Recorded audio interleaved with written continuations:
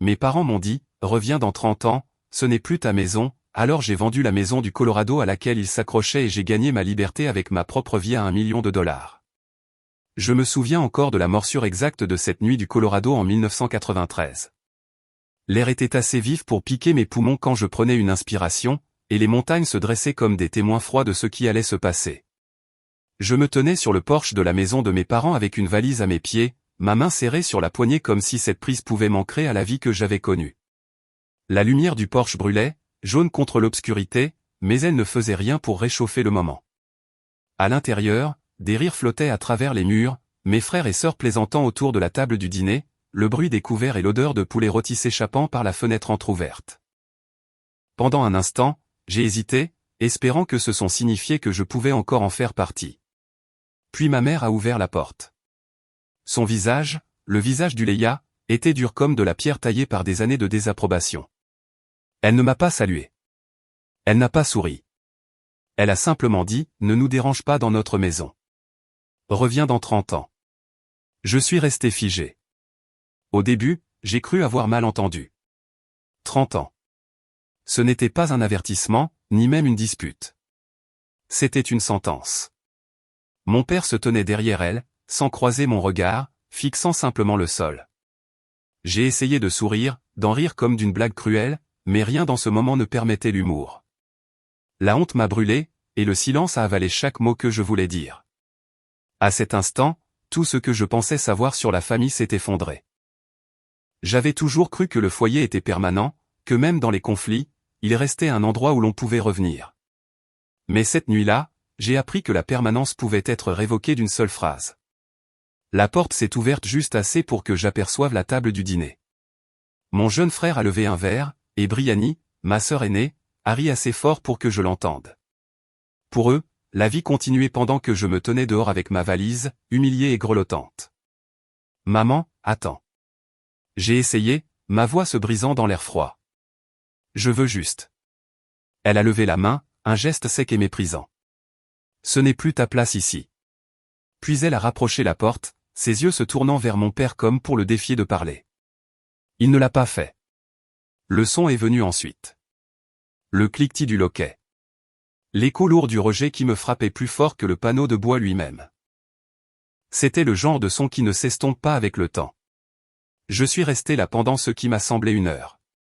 Le froid s'est infiltré à travers mon manteau, mais je n'ai pas bougé. À l'intérieur, il riait, trinquait et continuait comme si je n'avais jamais fait partie de cette maison. L'odeur de poulet rôti me narguait. Ma poitrine avait l'impression de s'effondrer sur elle-même, mais ma bouche est restée fermée. Je voulais crier, frapper à la porte, les forcer à me voir. Au lieu de cela, je suis resté en silence, car le silence semblait plus sûr que de mendier une reconnaissance que je n'obtiendrais pas. Le lendemain, contre toute attente, je suis revenu. Je me suis dit qu'il s'était peut-être calmé, que la veille avait peut-être été le résultat d'une cruauté passagère. Je n'ai pas frappé à la porte cette fois. Je me suis tenu près de la fenêtre latérale, jetant un coup d'œil à l'intérieur comme une voleuse de mon propre passé. La première chose que j'ai remarquée, c'est le mur près du piano. Quand j'avais 8 ans, j'avais peint une aquarelle maladroite des montagnes derrière notre maison. Mon père l'avait encadrée et avait insisté pour qu'elle soit accrochée juste là, un petit gage de fierté. Ce tableau était resté sur ce mur à travers les anniversaires, les vacances et les disputes. Mais quand j'ai regardé ce matin-là, il avait disparu. À sa place était accroché le diplôme encadré de Brian, poli, avec un passe-partout et parfaitement centré. J'ai pressé ma main contre la vitre froide de la fenêtre. Mes yeux ont balayé la pièce, cherchant désespérément. Où était-il? Je l'ai finalement repéré près du coin, jeté dans une boîte de rangement à côté de décorations usées et de jouets cassés. Ma peinture, mes couleurs, réduites à du fatras. La piqûre ne venait pas seulement de le voir remplacé. Elle venait du message. Même mes couleurs n'étaient pas les bienvenues sur leur mur. J'ai murmuré pour moi-même, les mots coincés dans ma gorge, le foyer est là où se trouve le cœur, mais seulement si votre cœur y est autorisé. C'est à ce moment-là que j'ai compris l'effacement. Ce n'était pas bruyant ou violent. C'était silencieux, stratégique, délibéré. Pièce par pièce, ils avaient choisi de me remplacer. Le diplôme de Brian n'était pas seulement un certificat. C'était un remplacement. Sa fierté était le nouveau portrait de famille, tandis que ma petite contribution était enterrée sous le poids des choses devenues inutiles. Je me suis détourné de la fenêtre, le froid de la vitre encore sur ma paume. J'ai descendu la rue avec ma valise qui brinque-ballait derrière moi. Chaque pas faisait écho à la prise de conscience que ma place dans cette famille avait été soigneusement, méticuleusement supprimée. Maintenant, 30 ans plus tard, je suis assise ici, une femme de 58 ans, et ces mots résonnent encore. 30 ans, c'est long, mais la mémoire ne s'émousse pas quand la blessure est si profonde. Je pense souvent à la façon dont, dans ce pays, nous prêchons les valeurs familiales, comment nous parlons de la famille comme du fondement de tout. Nous enseignons à nos enfants qu'un foyer doit être un refuge, un lieu d'appartenance. Mais que se passe-t-il lorsque la famille elle-même devient la source de l'exil? Ce n'est pas un sermon que la plupart des églises veulent prononcer, mais c'est une réalité que de nombreux Américains portent en silence. 30 ans. Je me le répète parfois. Ils m'ont dit 30 ans. Je les ai tous marqués. Chaque année n'était pas juste un autre chiffre. C'était une marque gravée dans ma résolution. Ils pensaient que le temps effacerait le souvenir, mais au lieu de cela, il est devenu mon horloge. Et donc, quand je suis finalement retourné à cette porte 30 hivers plus tard, je portais plus qu'une simple valise. Je portais un silence aiguisé comme une arme. Et je portais la connaissance de ce que signifie être effacé par son propre sang. La lumière du porche semblait plus faible que dans mon souvenir, comme si le temps lui-même l'avait tamisé. La maison en face de moi avait la même forme, le même bardage en bois, mais quelque chose semblait plus petit maintenant, moins accueillant. Mes bottes s'enfonçaient dans la neige tassée, le crissement fort dans la nuit silencieuse. Mon souffle sortait en nuages, de petites bouffées de nervosité que j'essayais de calmer. Je suis resté là, agrippant la poignée de ma valise, le poids tirant sur ma main. C'était plus que des bagages. C'était des années, des décennies de silence et d'exil rassemblés en un seul endroit. J'ai murmuré pour moi-même, après 30 ans. Je me suis dit qu'il se serait adouci. Peut-être que le temps pouvait guérir. Le dire à voix haute me semblait insensé. Alors même que les mots me quittaient, la porte d'entrée s'est ouverte avant que je puisse frapper. Ma mère se tenait là, les cheveux blancs maintenant, les épaules toujours carrées avec l'autorité qu'elle a portée toute ma vie. Ses yeux m'ont scruté rapidement, sans s'adoucir, sans s'écarquiller de surprise. Juste un calcul froid, comme si elle mesurait combien de temps je pourrais tenir avant de repartir. « Je te pensais plus vieille », a-t-elle dit finalement. « Je le suis », ai-je répondu. J'ai mis la main dans la poche de mon manteau et j'ai sorti la clé que mon père m'avait un jour glissée dans la main quand j'étais jeune. Je l'ai tendue comme une offrande, comme un billet de retour vers un endroit que je pensais être encore un peu le mien. J'ai gardé ça toutes ces années, ai-je dit, espérant qu'elle y verrait un geste d'appartenance. Elle l'a regardé et a ricané. Jette-la. Cette clé n'ouvre plus rien ici. Ces mots tranchaient plus que le vent. Mes doigts se sont relâchés et la clé a glissé, frappant le porche avec un tintement métallique avant de disparaître dans la neige. Je suis resté immobile, figé de plus d'une manière. À l'intérieur, mon père était assis dans son vieux fauteuil, fixant la télévision sans jeter un regard vers moi. Il n'a pas protesté, ne m'a pas salué, n'a pas reconnu la clé. C'était comme si j'étais une livreuse déposant quelque chose à la porte. J'ai essayé de rire doucement pour masquer la piqûre. Tu sais, papa m'a donné cette clé. Je pensais que peut-être elle comptait encore. Les lèvres de ma mère se sont pressées en une ligne fine. Elle n'a jamais compté autant que tu le pensais. Puis elle m'a tourné le dos et a quitté l'embrasure de la porte, me laissant entrer, seulement parce que le froid m'y poussait. La maison sentait légèrement le nettoyant au pain et le bœuf cuit. Le plancher grinçait aux mêmes endroits. Pourtant, je me sentais comme une intruse dans un musée où ma photo avait été grattée des expositions. Ce soir-là, des voisins sont passés, apportant un gratin et de la bonne humeur, dans le cadre de leur routine de visite à mes parents. Je me suis assise tranquillement près du couloir, attendant, me disant que peut-être quelqu'un me remarquerait. La présentation a commencé comme d'habitude. Ma mère rayonnait en direction de Brie, arrivée plus tôt, drapée dans son nouveau manteau. Voici Brianny, notre fille, celle qui a toujours été notre fierté. Je me suis un peu redressé, attendant mon nom. Mon père a ajouté, oui, Brie a si bien réussi. Tout le monde la connaît. Puis un voisin a jeté un regard dans ma direction. Et qui est-ce? Le sourire de ma mère a vacillé. Puis elle a répondu rapidement, elle est juste de passage. Pas de nom, pas de lien de parenté, juste, de passage. Le voisin a hoché la tête, gêné, m'offrant un sourire poli avant de se tourner à nouveau vers Brie. La conversation a continué comme si j'étais invisible. Je suis resté assise là, ravalant la brûlure qui montait dans ma poitrine. Si mon nom était trop lourd pour leur langue, alors j'avais vraiment disparu. Après le départ des voisins, je les ai confrontés tranquillement. Pourquoi ne m'avez-vous pas présenté correctement? Ma mère a agité la main avec dédain. C'est plus simple comme ça. Plus simple pour qui, ai-je insisté. Pour tout le monde, a-t-elle répondu, son ton plat, comme si cela réglait la question. Le silence qui a suivi était plus lourd que des cris. Brie a eu un léger sourire narquois, sirotant son thé, ravi de me voir diminuer. Plus tard, dans le calme de mon ancienne chambre, qui n'était plus la mienne, dépouillée et remplie de meubles d'invités génériques, je me suis assise sur le lit, fixant le papier peint. J'ai pensé à la façon dont, en Amérique, les présentations comptent, les noms comptent, ils définissent l'appartenance. Dans ce pays, me suis-je murmuré, si on ne vous nomme pas, vous n'existez pas, l'accueil froid que j'avais reçu était pire que la porte claquée 3 décennies plus tôt.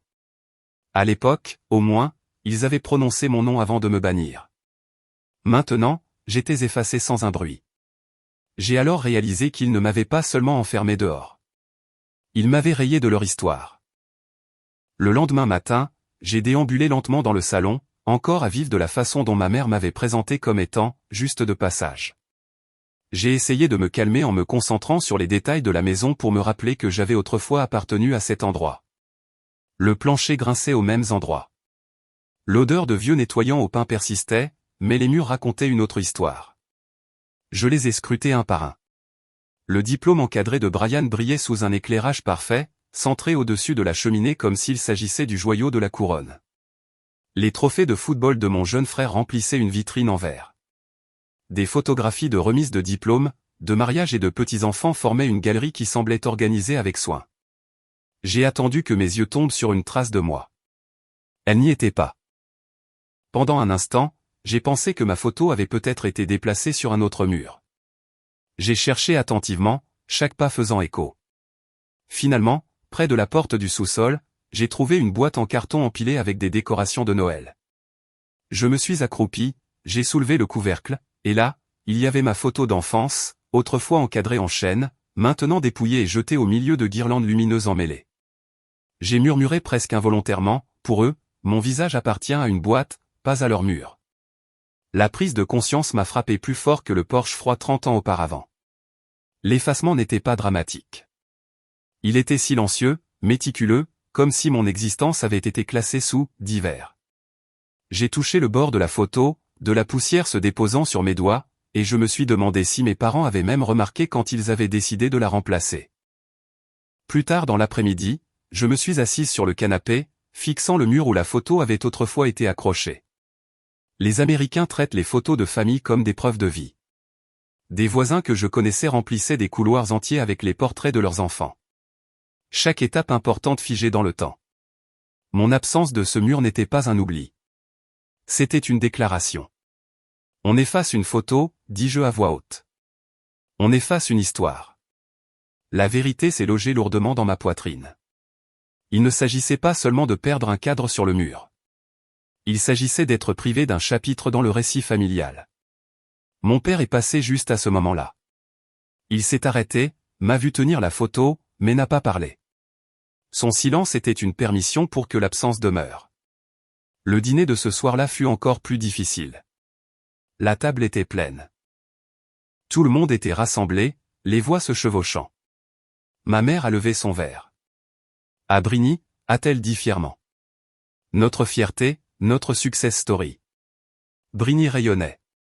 Mon père a hoché la tête solennellement. Au moins, un enfant porte bien le nom de la famille. Ma fourchette s'est figée à mi-chemin de ma bouche. Ils ne m'ont pas regardé. Ils ne m'ont pas reconnu. Mes propres enfants, adultes, travailleurs, n'étaient nulle part dans la conversation. Mes années à me maintenir à flot, à construire une vie sans eux, ne signifiaient rien. Je suis resté assise en silence pendant que Brigny se prélassait dans leur louange. Je me suis souvenu des mots de Theodore Roosevelt que j'avais lus un jour, la comparaison est le voleur de la joie. Ce soir-là, ce voleur était assis à ma table sous la forme des mots de mes parents. Quand le toast s'est terminé, j'ai essayé d'intervenir doucement. Vous savez, ma fille vient de... Ma mère m'a interrompu avec un sourire crispé. C'est merveilleux, mais la nouvelle de Brie mérite vraiment d'être sous les projecteurs ce soir.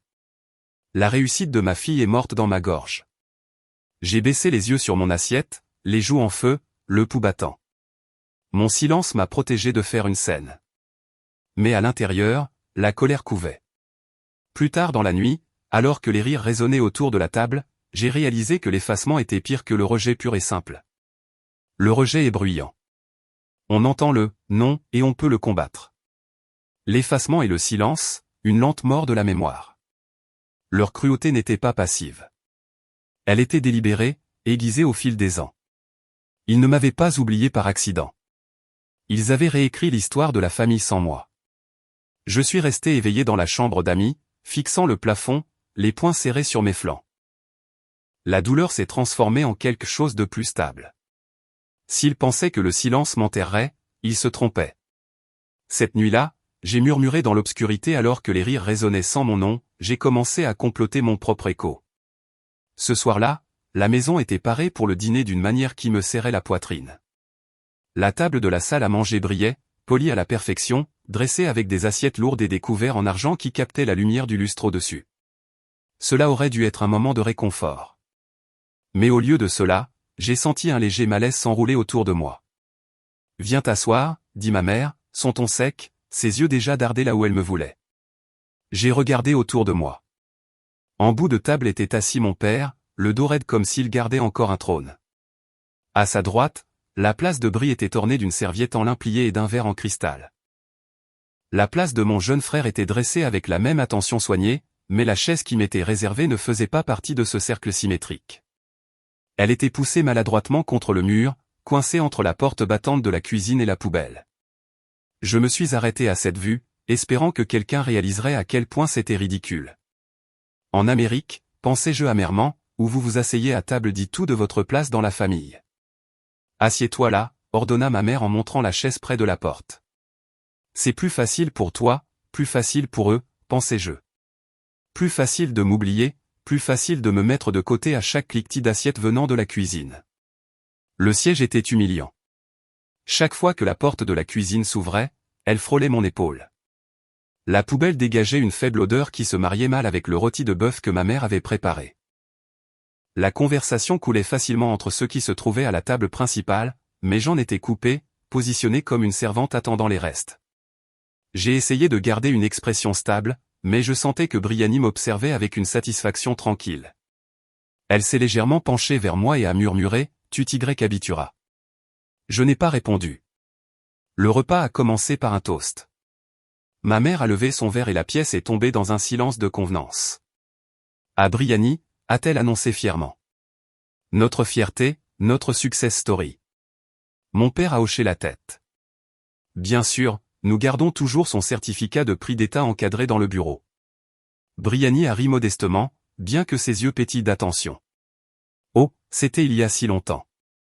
J'ai ouvert la bouche pour ajouter quelque chose, pour mentionner la récente réussite de ma propre fille. Mais ma voix a été noyée par une autre vague d'éloges. Tu te souviens quand tu as dirigé ce projet à l'hôpital, a poursuivi ma mère. Oui, a dit Brian avec un sourire.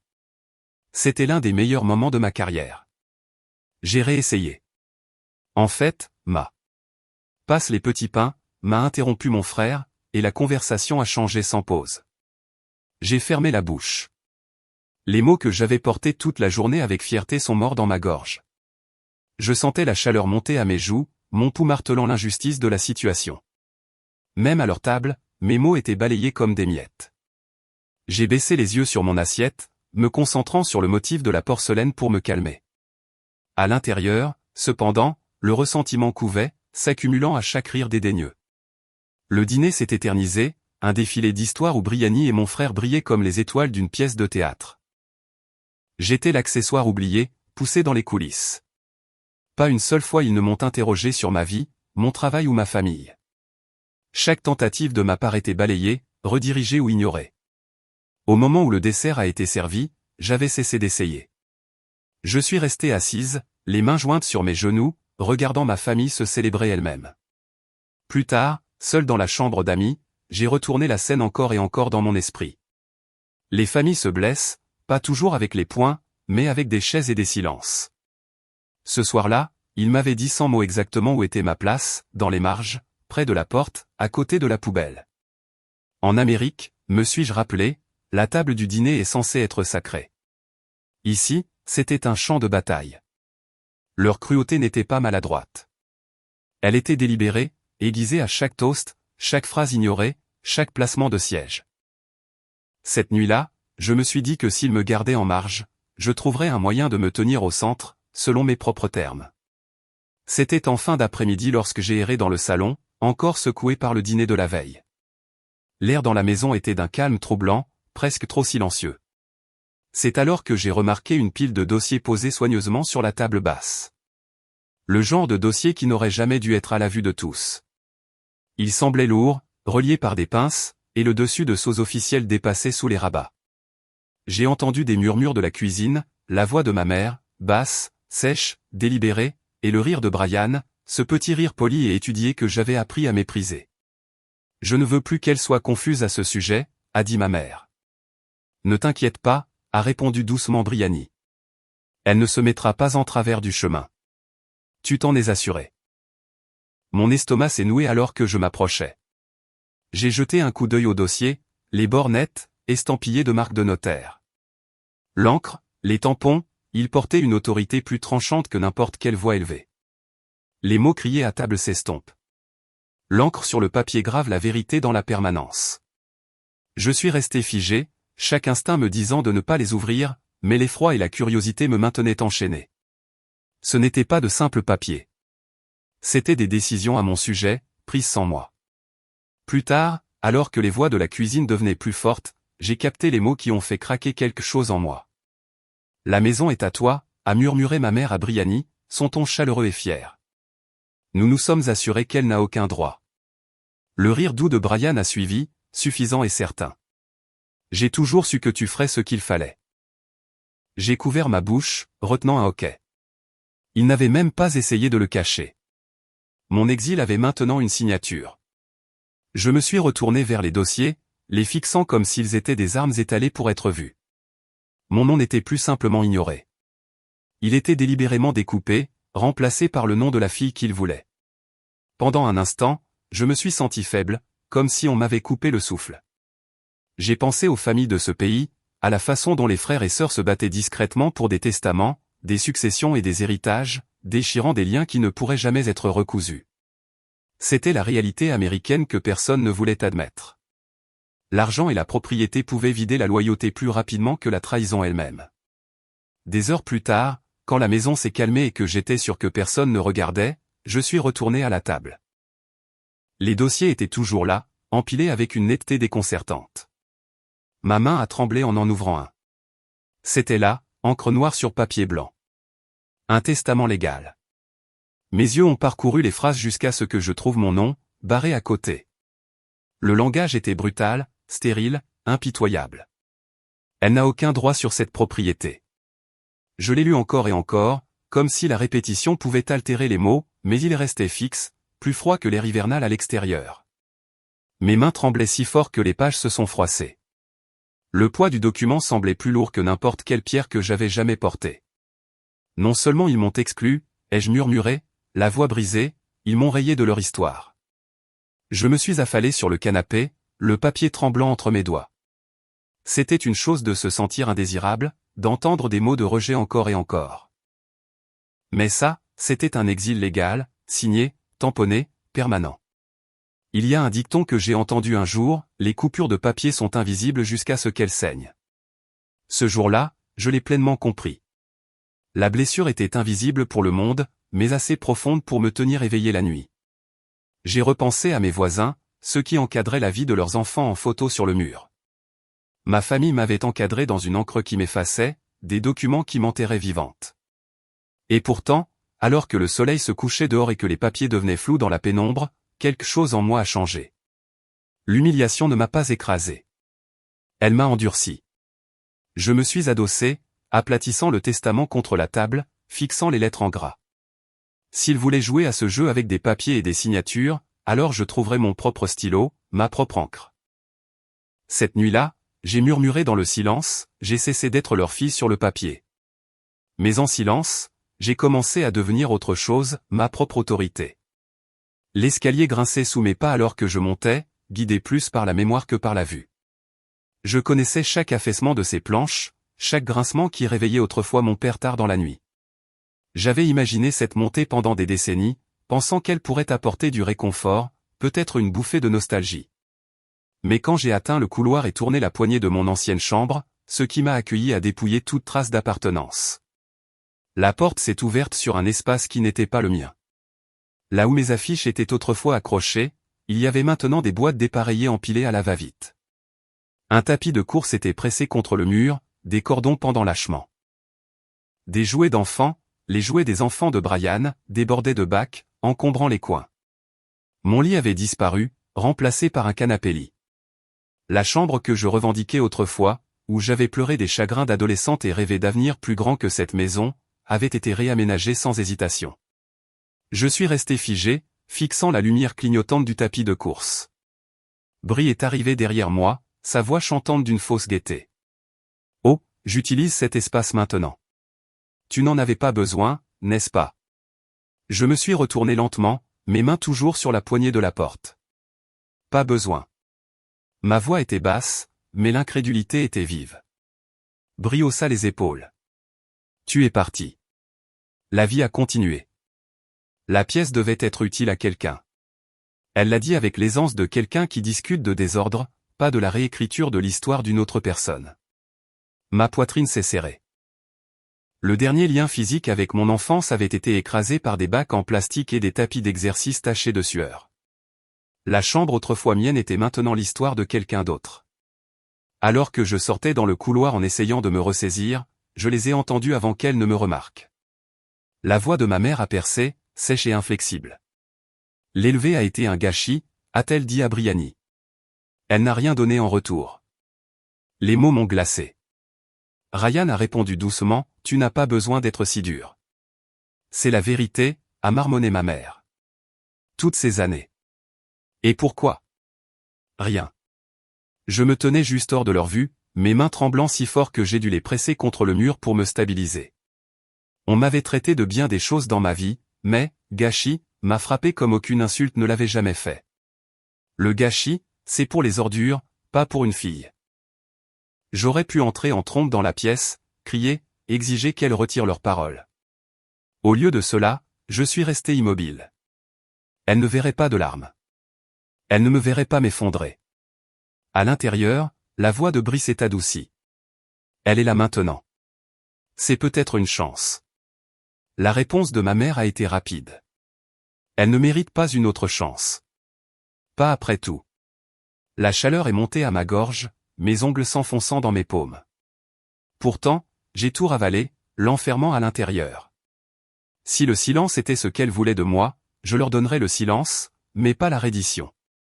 Je suis retourné dans la chambre d'amis et me suis assise sur le bord du lit, le matelas fin s'affaissant sous moi. J'ai fixé les rideaux unis, écoutant les voix étouffées dans le couloir. Ma respiration était courte, mais mon esprit commençait à s'aiguiser. La confrontation directe ne fonctionnerait pas. Elle détenait l'acte de propriété, les murs, le récit. Chaque pièce de cette maison résonnait de leur autorité. Mais j'avais autre chose. La patience, la mémoire, la stratégie. Ils pensent que le silence signifie la défaite, me suis-je murmuré. Pour moi, le silence est un grand livre de contes. Cette nuit-là, je n'ai pas dormi. J'ai rejoué chaque insulte, chaque geste, chaque document légal que j'avais aperçu. Je l'ai gravé dans mon esprit comme des entrées dans un livre de contes. Chaque offense s'ajoutait à un solde qu'ils ne savaient pas qu'ils accumulaient. En Amérique, les batailles familiales n'éclatent que rarement en coups de poing. Elles se livrent sur les lignes de propriété, les testaments et les exclusions silencieuses, non pas avec des cris, mais avec des omissions. Les plus forts ne sont pas toujours les plus bruyants. Ce sont souvent ceux qui attendent. J'ai réalisé que ma force ne résidait pas dans le fait de mendier une place ou de récupérer une chambre remplie de boîtes. Ma force résidait dans la clarté, l'endurance, le fait de leur survivre. La colère s'est durcie en quelque chose de plus froid, de plus tranchant. S'ils pensaient que mon silence signifiait la reddition, ils apprendraient bien assez tôt que le silence n'était que le début de ma résistance. Cet après-midi-là, je suis sorti, ayant besoin d'un air plus épais que la tension stagnante qui persistait à l'intérieur de ces murs. Le froid m'a enveloppé, mais il semblait plus pur que le silence étouffant que ma famille utilisait comme une arme. J'ai descendu le chemin, crissant à travers des plaques de vieille neige, essayant de déloger la colère qui siégeait dans ma poitrine. Thessalie, a appelé une voix, chaleureuse et surprise à la fois. Je me suis retourné pour voir Isma, notre ancienne voisine, emmitouflée dans un lourd manteau, ses cheveux étaient argentés maintenant, son dos légèrement voûté, mais ses yeux toujours vifs de reconnaissance. « Je savais que c'était toi », a-t-elle dit en s'approchant avec un sourire prudent. « Après toutes ces années, tu es de retour. » J'ai hoché la tête, trop surprise pour formuler des mots au début. Elle m'a étudié, son expression s'adoucissant. « Je me souviens encore quand ton père t'a promis cette maison. Tu t'en souviens. » Les mots m'ont frappé comme un coup auquel je n'étais pas préparé. Ma gorge s'est nouée, et pendant un instant, je n'ai pas pu parler. J'ai réussi à murmurer, « Il a dit ça ?» Isma a penché la tête, presque réprobatrice. « Bien sûr, il me l'a dit une fois en réparant la clôture que tu serais celle qui hériterait de cet endroit. Il a dit, tu l'aimais plus que n'importe qui. » Ma poitrine me faisait mal. Toutes ces années, je m'étais demandé si j'avais imaginé mon importance, si ma mémoire avait exagéré sa gentillesse. Pourtant, la voilà, cette parole, répétée par quelqu'un qui n'avait aucune raison de mentir. J'ai dégluti difficilement. Je pensais l'avoir rêvé. Tout le monde m'a fait sentir que j'avais tout inventé. Izzy a fouillé dans son sac et en a sorti un dossier délavé. J'ai gardé ça par hasard. Je pensais que ça pourrait avoir de l'importance un jour. Je l'ai ouvert avec des mains tremblantes. À l'intérieur se trouvait une photocopie d'un projet de testament. Mon nom, clairement indiqué comme héritière. La vue de cela a provoqué une déferlante en moi. Le choc, la validation, un rappel amer de ce qui m'avait été volé. J'ai agrippé le papier comme si c'était de l'oxygène. Donc je n'imaginais pas. Je n'ai jamais été folle, me suis-je marmonné. Ils ont changé l'histoire. Isma a posé une main sur mon bras. Les familles réécrivent les choses quand ça les arrange. Ne les laisse pas effacer ce que tu sais être vrai. Ces mots m'ont ancré, mais le papier lui-même était la preuve. En Amérique, les documents de succession n'étaient pas que de l'encre. C'étaient des armes. Et dans ma main, je tenais la première véritable défense que j'avais touchée en 30 ans. Ce soir-là, j'ai apporté la photocopie dans la maison, mon pouls régulier mais vif. Je l'ai rangée soigneusement, consciente de son poids. Peu de temps après, Adelpha, une cousine éloignée, est passée prendre le thé. Elle était toujours polie, jamais dramatique. Mais ce soir-là, elle s'est attardée après le départ des autres. Elle s'est penchée vers moi, baissant la voix. « Je dois te dire quelque chose. Ton père voulait que tu aies cette maison. C'était son intention depuis le début. » J'ai cligné des yeux, partagé entre l'espoir et la suspicion. Alors pourquoi n'en a-t-il rien été? Adelpha a soupiré, ses yeux se dirigeant vers le couloir pour s'assurer que personne n'écoutait. Parce que ta mère s'y est opposée. Elle pensait que tu n'étais pas assez fiable. C'est pourquoi les papiers ont été changés. Elle l'a convaincu. L'amertume est revenue, vive et suffocante. Ma propre mère, pas seulement mes frères et sœurs, s'était assurée que je sois effacé. Elle pensait que je n'étais pas fiable, ai-je répété, ma voix basse. Je suis parti et je me suis débrouillé seul pendant 30 ans. J'ai élevé mes enfants, j'ai travaillé, j'ai construit une vie sans leur aide. Mais c'est moi qui n'étais pas fiable. Adelpha m'a regardé avec pitié. Je pensais que tu devais savoir. J'ai hoché la tête, bien que la rage gronde sous ma peau. Merci. Tu as raison. J'avais besoin de l'entendre. Quand elle est partie, je suis resté seul, fixant la photocopie pliée sur mes genoux. La vérité était comme de la moisissure derrière des murs peints, cachée, purulente, se propageant jusqu'à ce qu'elle fît sur la surface. Ma famille pensait avoir enterré le passé, mais me voilà tenant sa preuve. J'ai murmuré pour moi-même, d'une voix stable et froide, la vérité laisse toujours une trace écrite.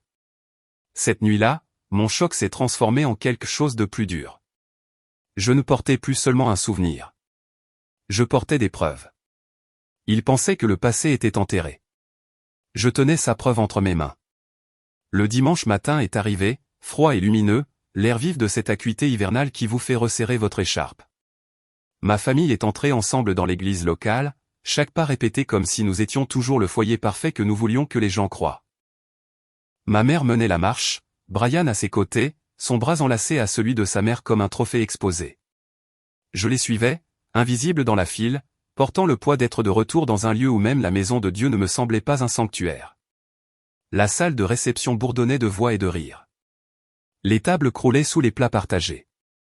Les voisins s'embrassaient, et l'odeur de café se mêlait à celle des gratins. Pendant un instant, je me suis murmuré, peut-être qu'ici, devant les autres, ils montreront un peu de fierté. Je me suis accroché à cette lueur d'espoir comme à une bouée de sauvetage, pensant qu'ils n'oseraient pas me faire honte sous les vitraux et les yeux attentifs de la communauté. Mais j'aurais dû mieux savoir. Les présentations ont commencé alors que le pasteur accueillait tout le monde. La voix de ma mère a percé le brouhaha. Fière et délibérée, elle a fait un geste vers Brianny. Voici Brianny, notre fille, notre fierté. Des applaudissements ont suivi. Des hochements de tête approbateurs des voisins. Puis vint la pause, le regard dans ma direction. Et Sally, dit-elle, sa voix aigre de dédain. Elle n'a jamais vraiment eu sa place ici. Les mots ont détonné dans la pièce. Des halètements ont résonné et un silence lourd est tombé. Un voisin s'est penché vers un autre, chuchotant trop fort pour être caché, a-t-elle vraiment dit ça de sa propre enfant? Les lèvres de ma mère se sont retroussées en un sourire aussi froid que le vent dehors. Certaines vérités sont mieux dites à voix haute, a-t-elle répondu doucement, comme si la cruauté était de l'honnêteté. Je suis resté planté sur place, le souffle coupé comme une pierre dans ma poitrine. En Amérique, les parents peuvent gronder leurs enfants, même les critiquer devant les autres, mais ils les renient rarement publiquement. Ce n'était pas une correction. Ce n'était pas de l'amour vache. C'était l'exécution de mon nom, de mon appartenance, de ma dignité devant des témoins qui comptaient. Tous les yeux se sont tournés vers moi. Certains ont détourné le regard rapidement, gênés pour moi. D'autres se sont attardés avec curiosité. De la pitié s'y mêlait. Mon père n'a rien dit, sirotant son café comme si des mots ne venaient pas de m'enterrer vivante. Le sourire narquois de Brian était subtil, mais il brillait comme du verre sous les lumières. À l'intérieur, je brûlais de rage, mais mon visage est resté impassible. L'humiliation m'a marqué au fer rouge, me stigmatisant dans le seul endroit censé guérir. Quand le service s'est terminé et que les voisins se sont mêlés, je suis resté près du bord de la salle, ne faisant pas confiance à ma voix. C'est alors qu'Ismé m'a trouvé, sa main reposant doucement sur mon bras. « Tu ne mérites pas ça », a-t-elle dit, les yeux fermes d'empathie. Ils sont cruels depuis trop longtemps. Ces mots étaient doux mais puissants, une bouée de sauvetage alors que le sol menaçait de s'effondrer sous moi. J'ai hoché la tête, incapable de former bien plus qu'un murmure. « Merci. Parfois, il faut tout un village », a-t-elle dit en se penchant plus près. « Même si votre famille refuse. » J'ai expiré, réalisant à cet instant que la validation ne vient pas toujours du sang.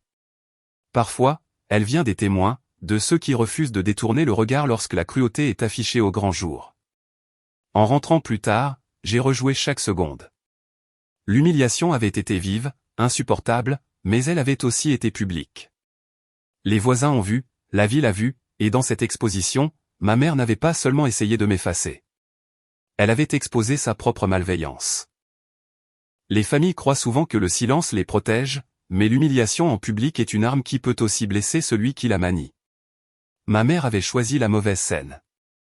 Alors que j'étais allongé, éveillé cette nuit-là, fixant le plafond de la chambre d'amis, les mots sont revenus comme un battement de tambour. Ils avaient essayé de m'enterrer avec la honte. Mais au lieu de cela, ils avaient planté autre chose. Une résolution, brûlante et indéniable. Ils ont essayé de m'enterrer avec la honte, ai-je murmuré dans l'obscurité. Au lieu de cela, ils ont planté la graine de ma rébellion. Quand j'ai fermé la porte de la chambre d'amis ce soir-là après la réunion de l'église, les mots résonnaient encore dans mes oreilles. Elle n'a jamais eu sa place ici. Ils me suivaient comme des ombres, collant à ma peau longtemps après la fin du service. Je me suis affalé sur la chaise près de la fenêtre, les mains tremblantes, la respiration courte, mon corps lourd du poids de 30 ans. J'avais pensé que le froid extérieur était insupportable, mais ce n'était rien comparé au frisson d'être effacé devant toute ma communauté.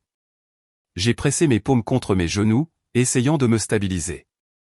Ma poitrine était serrée, comme si chaque insulte s'y était logée, refusant de partir.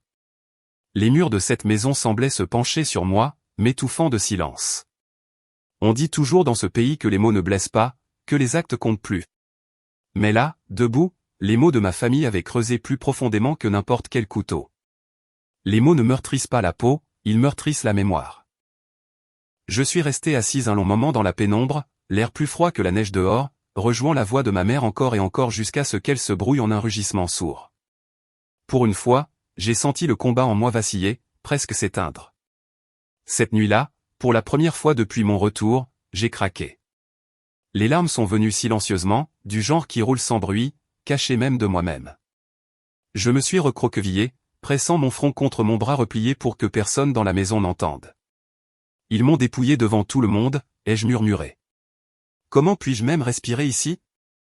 J'ai essayé de calmer ma respiration, mais chaque inspiration coupait comme du verre.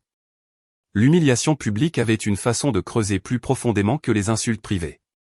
En privé, on pouvait l'avaler, faire semblant que cela ne s'était jamais produit. En public, elle était vue, marquée au fer rouge dans la mémoire de toute une communauté.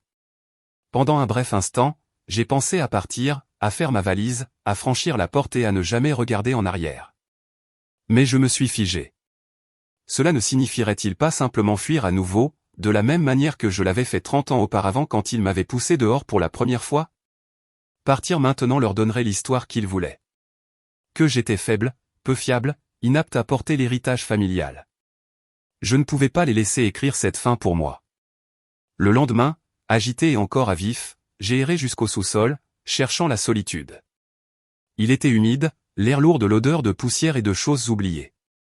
Des piles de boîtes bordaient les murs, leurs étiquettes effacées. Mes yeux ont dérivé sur elles jusqu'à ce que j'en repère une avec mon nom faiblement griffonné au marqueur noir. Je me suis agenouillé et les traîné plus près, le cœur battant comme si j'étais sur le point d'ouvrir un cercueil. Le carton a résisté, mais finalement les rabats ont cédé. À l'intérieur se trouvaient des vestiges de mon enfance. De vieilles partitions que j'avais autrefois pratiquées maladroitement au piano, un journal relié en cuir avec mon écriture d'adolescente, et tout au fond, un bibelot fait main que mon père avait sculpté pour moi. Un petit oiseau en bois, les ailes déployées, et sa vue m'a bouleversé.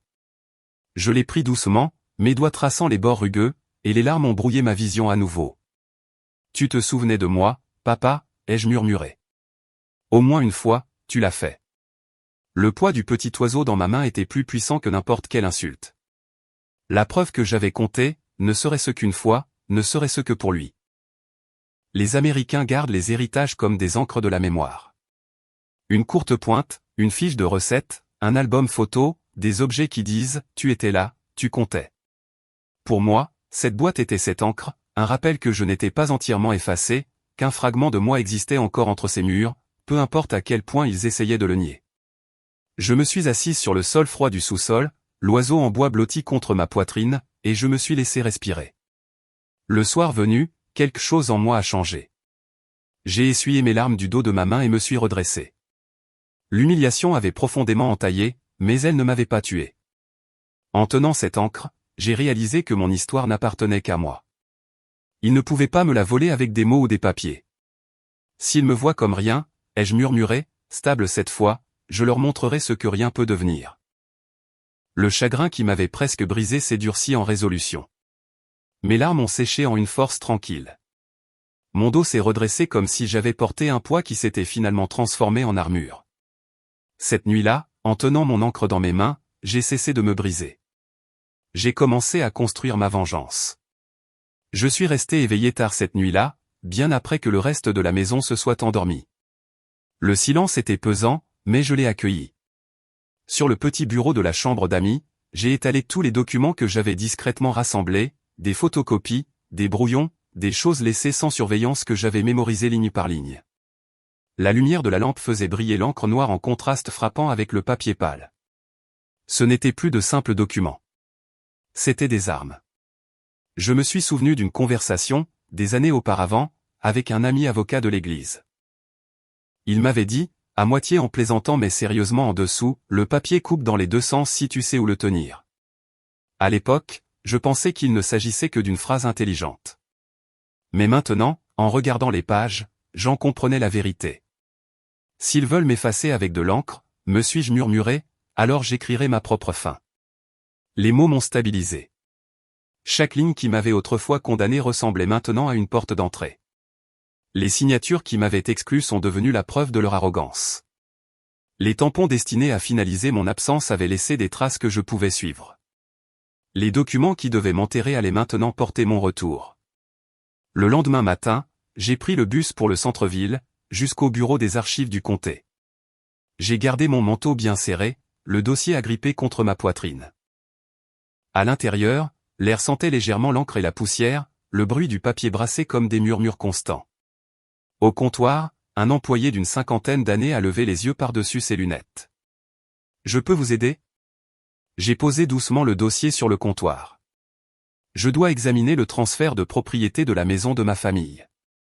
Il a feuilleté les papiers, le front plissé. HM. Eh bien, techniquement, ce n'est pas entièrement verrouillé. Je me suis penché en avant, mon cœur s'accélérant. Que voulez-vous dire? Les impôts n'ont pas été correctement réglés, et il y a des incohérences de signature. Si vous vouliez faire une réclamation, il faudrait agir vite. J'ai croisé son regard directement. Vite, c'est exactement ce dont j'ai besoin.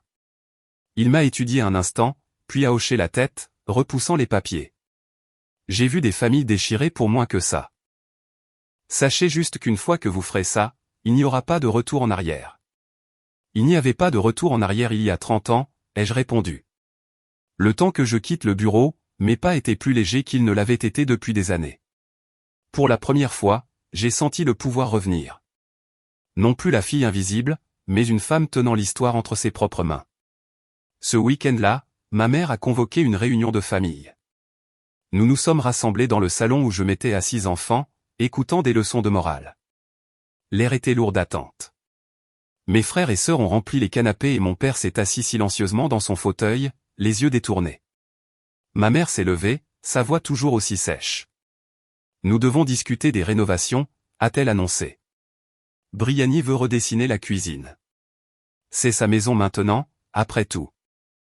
Mes mains se sont crispées autour de la petite enveloppe que je portais. J'ai laissé ces mots flotter dans l'air avant de m'avancer. En fait, ai-je dit calmement, ce n'est pas exact. Ma mère s'est retournée, les yeux plissés. Tu es juste ici en tant qu'invité.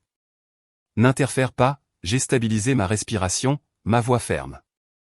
Les invités ne portent pas de titre de propriété. Les propriétaires, si. Sur ce, j'ai posé l'enveloppe sur la table basse. Des papiers en ont glissé, révélant la preuve de ce que j'avais fait. La vente de la propriété, finalisée et légale. La pièce s'est figée. Mes frères et sœurs se sont penchés en avant, les yeux écarquillés.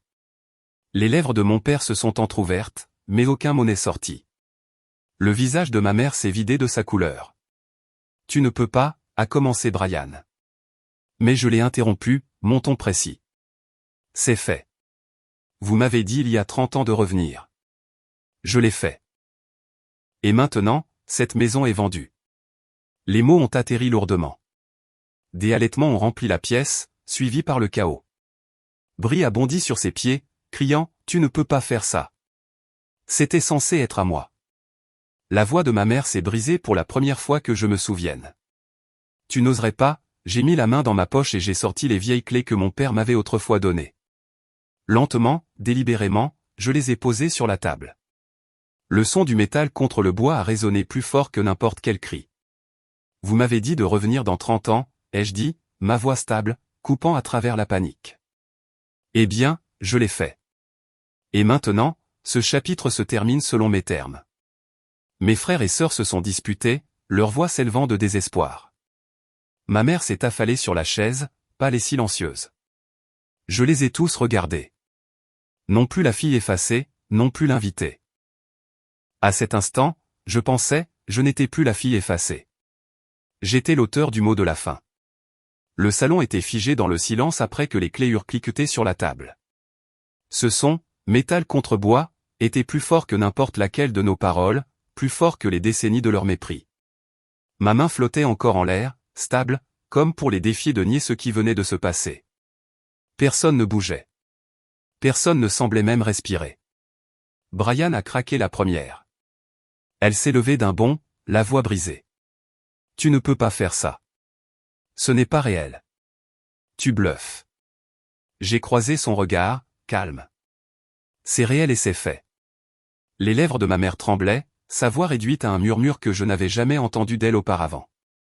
C'était notre héritage, a-t-elle dit, les mots creux, vaincus. Pendant des années, cette table avait été leur trône, l'endroit où chaque insulte, chaque exclusion avait été décrétée. Maintenant, elle se trouvait entre nous comme un témoin de leur chute. Le silence s'est abattu, plus lourd que n'importe quelle dispute n'aurait jamais pu l'être. Bri a commencé à faire les 100 pas, les mains se tordant, la panique montant à chaque pas, tous mes plans, mon argent, l'héritage de mes enfants. Tu as tout gâché. Son ton frisait l'hystérie, le calme étudié qu'elle affichait en public s'effritant en désespoir. Ma mère s'est effondrée sur la chaise derrière elle, le regard vide. Pas possible, a-t-elle murmuré, secouant la tête. Pas possible. Pas possible. Mon père était assis à sa place habituelle, mais même lui n'a pas parlé. Son silence n'était plus de la domination. C'était de la défaite. Je me suis redressé, les regardant se décomposer. Pour une fois, je ne me sentais pas petite. Si. L'humiliation qui avait toujours été la mienne s'accrochait maintenant à eux, suintant des murs et dans l'air. Les voisins allaient chuchoter, la nouvelle allait se répandre.